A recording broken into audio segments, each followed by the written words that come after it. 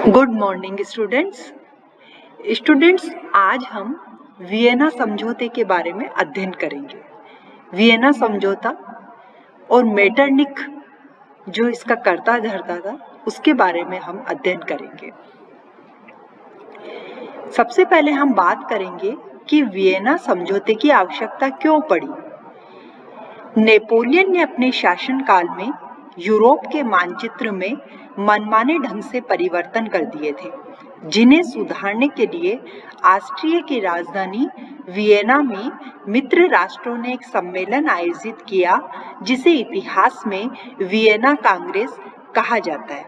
चूंकि Napoleon Bonaparte के अवसान के बाद में वियना समझौता एक ऐसा समझौता था जिसमें यूरोप के कई राष्ट्र एक मंच पर आकर बैठे थे।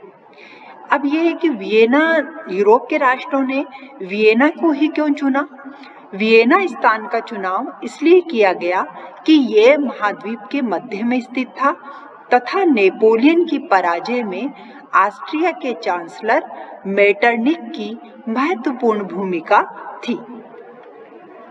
वियना कांग्रेस की प्रमुख समस्या है। चूंकि वियना समझौता प्रस्तावित था, यूरोप के सभी राष्ट्र इसके लिए प्रयास कर रहे थे, लेकिन इसकी कुछ समस्याएं भी थी। अपने कार्य को आरंभ करने से पूर्व वियना कांग्रेस के सम्मुख निम्नलिखित विचारणीय प्रश्न थे। पहला था, उन्हें यूरोप का पुनर्निर्माण करते समय ऐसी व्यवस्था करनी थी जिससे फ्रांस भविष्य में फिर वहां शांति भंग नहीं कर सके। अतः आवश्यक था कि फ्रांस की सीमाओं पर शक्तिशाली राष्ट्रों की स्थापना की जाए। स्टूडेंट्स, जब हमने नेपोलियन बोनापार्ट पढ़ा था तब हमने देखा था कि नेपोलियन बोनापार्ट ने फ्रांस के लिए कितना कुछ कार्य किया था। उससे जो यूरोप के अन्य राष्ट्र क्या थे कि भयावह स्थिति में थे, इसलिए उन्होंने इन सब परिस्थितियों को वापस निर्धारित करने के लिए और अपने पक्ष में परिस्थितियां करने के लिए फ्रांस के लिए कुछ महत्वपूर्ण निर्णय लिए। दूसरा था कि मृतप्राय पवित्र रोमन साम्राज्य के स्थान पर जर्मनी में नवीन व्यवस्था करना। जो पवित्र रोमन साम्राज्य था जो लगभग मृत हो चुका था, उसके स्थान पर जर्मनी में एक नवीन व्यवस्था भी स्थापित करनी थी। तीसरा था कि वारसा की ग्रांड डची और नेपोलियन के कट्टर मित्र सैक्सनी तथा फिनलैंड के विषय में भी निर्णय करना था। इटली में एक नवीन व्यवस्था स्थापित करने का निर्णय लेना था तथा डेनमार्क को नेपोलियन का साथ देने के कारण दंडित करना था। पोप की शक्ति व गौरव को बढ़ाना था व प्रतिक्रियावादी भावनाओं को कुचलना था।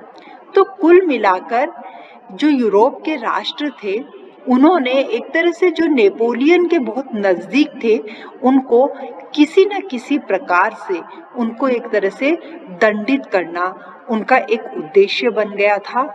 और शायद इसी अवधारणा के साथ या इसी पूर्वाग्रह के साथ वे लोग वर्साई के सम्मेलन में एकत्रित हुए, इसमें वियना समझौते में एकत्रित हुए। अब है कि वियना कांग्रेस में भाग लेने वाले प्रमुख देश कौन से थे और उनके प्रतिनिधि कौन से थे।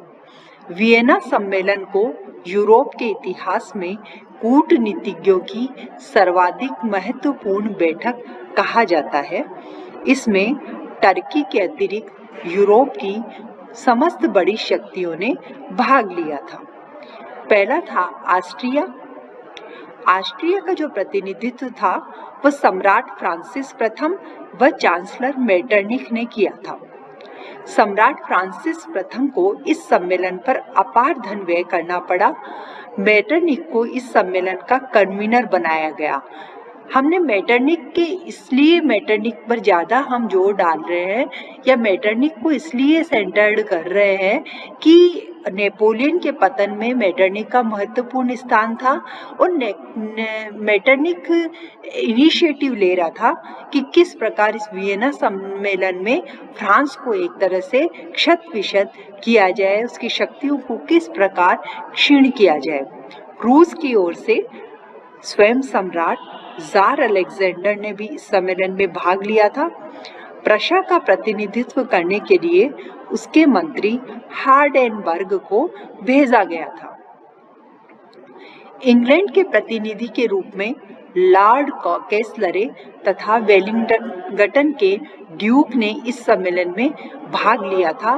उनका उद्देश्य अपने देश में के औपनिवेशिक हितों की रक्षा करना था। वैसे भी इंग्लैंड शुरू से ही उपनिवेशों के बारे में काफी सचेत रहा है और उपनिवेशों का हित जो भी उसको करना था वह एक तरह से उसका उद्देश्य बन गया था। कहने को तो औपनिवेशिक हित के लिए उसने ये अवधारणा डाली कि मैं औपनिवेशिक हितों की रक्षा करना चाहता हूँ, लेकिन हम भारत के संदर्भ में भी आप जानते हैं कि इंग्लैंड ने किस प्रकार भारत को उपनिवेश बना के रखा था और किस प्रकार यहाँ पर निर्मम जो अत्याचार हुए भारत में, उससे हम सब भली भांति परिचित है। फ्रांस का प्रतिनिधित्व टेलरा ने किया। यह अत्यंत महत्वपूर्ण कूटनीतिज्ञ था। उसने नेपोलियन के शासन तक सक्रिय राजनीति में भाग लिया था, किंतु नेपोलियन द्वारा एक बार अपमानित किए जाने के कारण उसने उसका साथ छोड़ दिया था। कांग्रेस में भाग लेने का उसका प्रमुख उद्देश्य नेपोलियन व उसके वंशजों से अपने अपमान का बदला लेना था। तो वियना कांग्रेस का हमने देखा कि वियना कांग्रेस में जो भी देश शामिल हुए उनके कोई न कोई अपना स्वार्थ अवश्य था और उस स्वार्थ के साथ ही वो इस सम्मेलन में आगे आए थे। इस वियना कांग्रेस के जो सिद्धांत थे वो इस प्रकार हम कह सकते हैं कि सबसे पहले इसका सिद्धांत उन्होंने रखा कि न्यायोचित राजसत्ता का सिद्धांत। न्यायोचित राजसत्ता यानी सबको न्याय मिले और सबको अपनी राजसत्ता का उनको अनुभव मिले। फिर है शक्ति संतुलन का सिद्धांत। शक्ति संतुलन के सिद्धांत में इस प्रकार उन्होंने रखा कि कोई देश को ज़्यादा उनको पावर्स नहीं मिले और यूरोप में एक पावर एडजस्टमेंट बैलेंस है वो बना रहे। उस पावर बैलेंस के लिए ही उन्होंने शक्ति संतुलन का सिद्धांत सामने रखा।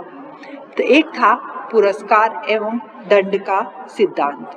पुरस्कार एवं दंड के सिद्धांत में इन्होंने यूरोप के देशों ने ये भी रखा कि अगर जो भी शर्तें रखी जाती है, जो भी समझौते रखे जाते हैं, अगर उसमें कोई फेरबदल करता है या अपनी मनमानी करता है तो उसको दंड मिलेगा। और पुरस्कार का है कि अगर कोई सबके हित के लिए, यूरोप के हित के लिए कार्य करेगा देश, तो उसको पुरस्कार भी मिलेगा। तो धन्यवाद स्टूडेंट्स।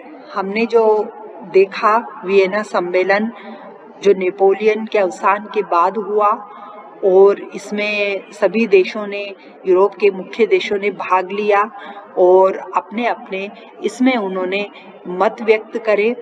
तो हम कह सकते हैं कि वियना जो सम्मेलन था वह एक तरह से नेपोलियन के काल में जो फ्रांस को सुदृढ़ करने का कार्य हुआ, उसके बाद में फ्रांस को किस प्रकार क्षीण विहीन किया जाए, शक्ति विहीन किया जाए, उसकी ओर एक कदम था।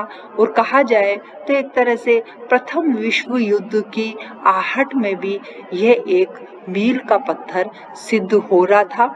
अब हम स्टूडेंट्स इसके आगे भी हम वियना समझौते के 2 पार्ट्स और देखेंगे जिसमें आपको इसके बारे में विस्तृत जानकारी मिलेगी कि वियना समझौते का आगे जाकर क्या उसके सिग्निफिकेंस हुए, उसके बारे में क्या दूसरे देशों पर प्रभाव पड़ा, कितना देशों ने इसको माना।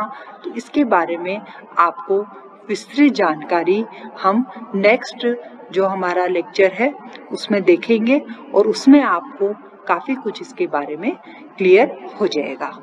धन्यवाद।